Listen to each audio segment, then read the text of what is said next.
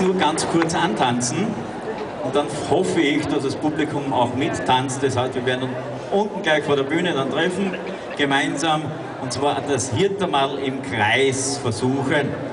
Ist eine Blutauffrischung, sage ich immer dazu, wenn es ein bisschen ein Wechseltanz ist, können wir dann gemeinsam versuchen. Schauen wir vielleicht einmal kurz zu und dann, wie gesagt, gemeinsam.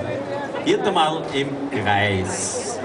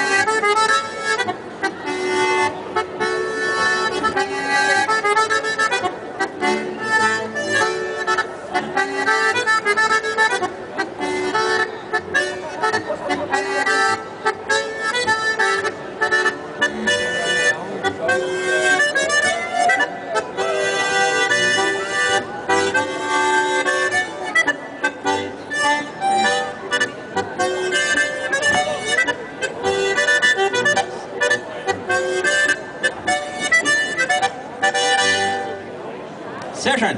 Und jetzt wird das Publikum, meine Damen und Herren, bitte hinunter, vielleicht zwei Paare herum auf der Bühne, dass wir uns ein bisschen orientieren können.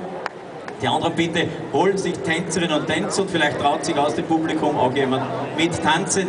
Ich erkläre ganz kurz den Tanz, also bitte mit tanzen.